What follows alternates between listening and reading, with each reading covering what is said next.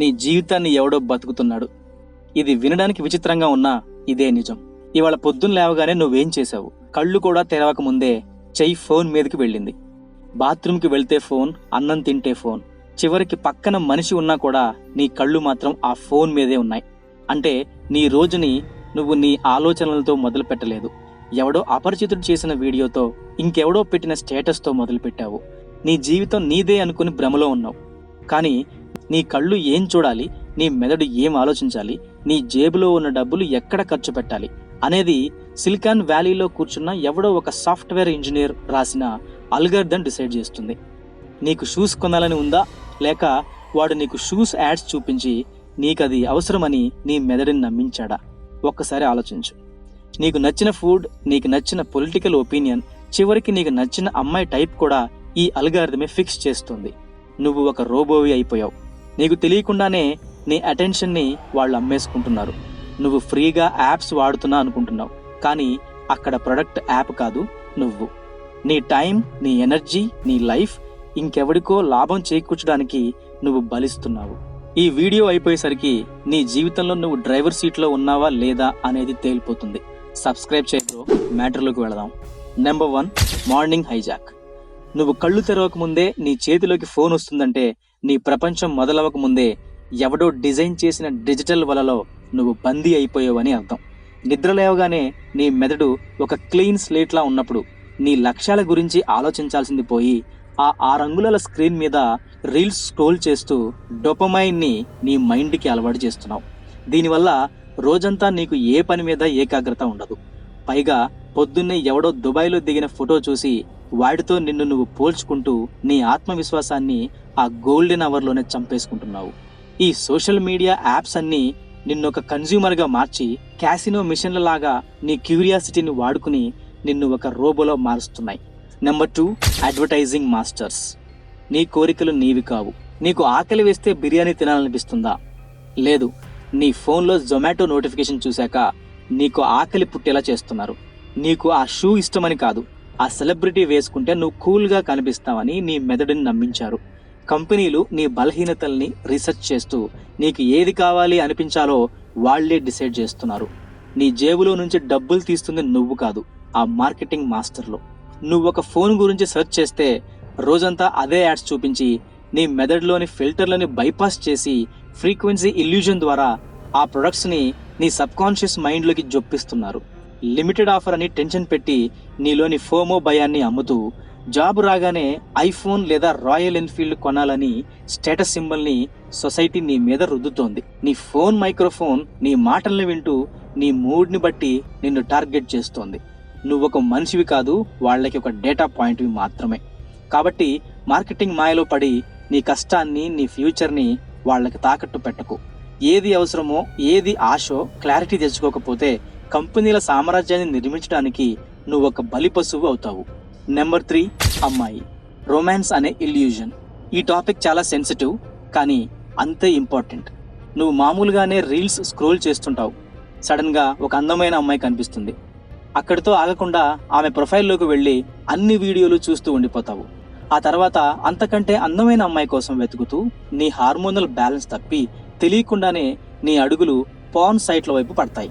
అలా చూస్తూ ఉంటే నీ రోజంతా నీకు తెలియకుండానే కరిగిపోతుంది. నువ్వు ఇలా బలహీనంగా ఉన్న టైంనే కొన్ని తప్పుడు కంపెనీలు వాడుకుంటాయి. నిన్ను బెట్టింగ్ యాప్స్ వైపు లాగుతాయి, లేదా నీ వీక్నెస్ని క్యాష్ చేసుకునే ఫ్రాడ్ లింక్స్ని నీ ముందుకు పంపిస్తాయి. ఆ పరధ్యానంలో ఒక్క క్లిక్ చేస్తే చాలు, నీ పర్సనల్ డేటా మొత్తం వాళ్ళ చేతుల్లోకి వెళ్ళిపోతుంది. ఒక్కసారి ఆలోచించు. ఒక అమ్మాయి అందమైన కాళ్లతో మొదలైన నీ ప్రయాణం ఆ రోజంతా నిన్ను ఎంతటి అగాధంలోకి నెట్టేసిందో గమనించు. నీ ఏకాగ్రతని, నీ డేటాని, చివరికి నీ క్యారెక్టర్ని కూడా ఎవడో తెలియనివాడు లూటీ చేస్తున్నాడు. ఈ విషవలయం నుంచి బయటపడకపోతే నీ కెరీర్ బిల్డ్ అవ్వడం పక్కన పెడితే ఉన్న జీవితం కూడా నీ చేతుల్లో ఉండదు. Number 4, social media judgement. నువ్వు తిన్న వంటకం బాలేకున్నా ఫోటోలో బాగుంటే చాలని లోపల ఏడుస్తున్నా బయట స్మైలీ ఎమోజీ పెడుతున్నావంటే నీ లైఫ్ కెమెరాలో ఎలా కనిపిస్తుందనేది నీకు ముఖ్యమైపోయింది.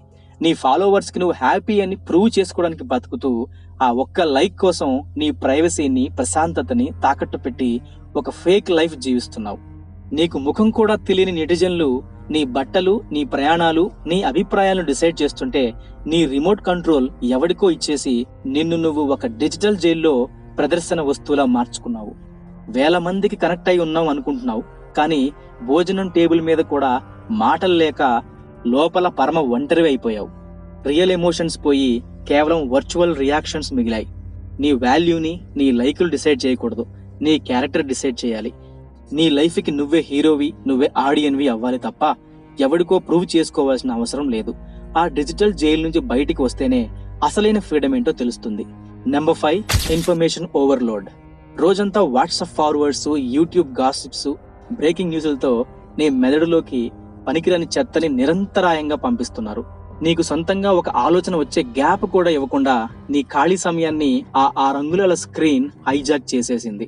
నువ్వు మాట్లాడే మాటలు నీవి కావు, ఎక్కడో విన్నవి లేదా రీల్స్ లో చూసినవి మాత్రమే. నువ్వు కేవలం ఒక రిపీటర్ అయిపోయావు. ఎక్కువ ఇన్ఫర్మేషన్ ఉంటే క్లారిటీ వస్తుంది అనుకుంటాం, కానీ అది నీ మెదడుని జామ్ చేసి ఎనాలిసిస్ పెరాలిసిస్ అనే డిజిటల్ కన్ఫ్యూజన్ లోకి నెట్టేస్తోంది. అందుకే ఏ కోర్స్ చేయాలి, ఏ బిజినెస్ పెట్టాలి అని 100 వీడియోలు చూసినా చివరికి ఏ నిర్ణయం తెలుసుకోలేక తలపట్టుకొని కూర్చుంటావు. ఇతరుల జీవితాలను, ఆలోచనలను నిరంతరం కన్జ్యూమ్ చేస్తూ నీ మెదడును ఒక మెంటల్ డస్ట్ బిన్ లా మార్చేశావు. నీకంటూ ఒక యూనిక్ ఐడియా వచ్చే అబ్జర్వేషన్ ని చంపేసుకుంటున్నావు. షార్ట్ ఫామ్ కంటెంట్ కి బానిస అవడం వల్ల నీ అటెన్షన్ స్పాన్ దెబ్బతిని లోతైన సబ్జెక్ట్ నేర్చుకోవాలంటే బోరు కొట్టేలా నీ మేధస్సు మొద్దుబారిపోయింది. నీ మెదడు ఒక వజ్రం లాంటిది, అందులో చెత్త నింపకు.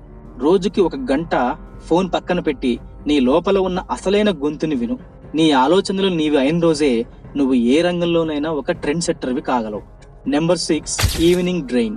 ఆఫీస్ నుంచి రాగానే అలసిపోయాను అని సాకు చెబుతూ సోఫాలో పడి టీవీ రిమోటో ఫోనో పట్టుకుంటున్నావంటే నీకు మిగిలిన ఆ కొద్దిపాటి ఖాళీ సమయం కూడా ఎంటర్టైన్మెంట్ పేరుతో ఈ కార్పొరేట్ లోకం దోచుకుంటోందని అర్థం. నువ్వు అలసిపోయింది నీ శరీరం వల్ల కాదు, రోజంతా నీ మెదడు మీద జరిగిన ఇన్ఫర్మేషన్ అటాక్ వల్ల. ఆ అలసటను క్యాష్ చేసుకుని ఓటీటీ ప్లాట్ఫామ్స్ ఆటోప్లే బటన్ తో నీ డెసిషన్ మేకింగ్ పవర్ ని చంపేసి నీ విలువైన నిద్రను కూడా వాళ్ళ లాభం కోసం వాడుకుంటున్నాయి. న్యూస్ డిబేట్లు, సోషల్ మీడియా ట్రోల్స్ చూస్తూ నీ బీపీని, ఫ్రస్ట్రేషన్ ని పెంచుకోవడం వల్ల నీలోని క్రియేటివిటీ చచ్చిపోయి ప్రశాంతంగా నిద్రపోవలసిన టైంలో కూడా ఆ చెత్త ఆలోచనలతో కుస్తీ పడుతున్నావు. నీకు బోరు కొట్టకుండా వాళ్ళు నిన్ను ఎప్పుడూ డిజిటల్ డ్రగ్ తో బిజీగా ఉంచుతున్నారు. అలసట అనేది కేవలం ఒక వంక మాత్రమే. ఆ రాత్రిపూట దొరికే 2 గంటలే నీ భవిష్యత్తును డిసైడ్ చేస్తాయి. ఆ టైంలో నీ ప్యాషన్ మీద పనిచేస్తూ నీ లైఫ్ కి నువ్వు హీరో అవుతావా, లేక బాస్ రాసిన స్క్రిప్ట్ లో ఎక్స్ట్రా ఆర్టిస్ట్ గా మిగిలిపోతావా అనేది నీ చాయిస్ మాత్రమే. నువ్వు రోబోవి కాదు, నువ్వు ఒక అద్భుతమైన మనిషివి. నీ మెదడుని హ్యాక్ చేసే శక్తి ఏ అల్గారిథం కి ఇవ్వకు. మళ్ళీ నీ డ్రైవర్ సీట్ లోకి రా. నీ లైఫ్ కి నువ్వే హీరోవి, నువ్వే డైరెక్టర్వి. నీ సామ్రాజ్యం నీకోసం వెయిట్ చేస్తోంది. మర్చిపోకుండా మన ఛానల్ ని సబ్స్క్రైబ్ చేసుకో, ఎందుకంటే ఇక్కడ నేను నిద్రలేపే నిజాలు మాత్రమే ఉంటాయి. నీ టైం ని దోచుకునే చెత్త ఉండదు. ఈ వీడియో నీకు క్లారిటీ ఇచ్చింది అనిపిస్తే కన్ఫ్యూజన్ లో ఉన్న నీ ఫ్రెండ్స్ కి షేర్ చేయి. Signing off. నీ లోపల ఉన్న హీరోని నిద్రలేపు. జై హింద్.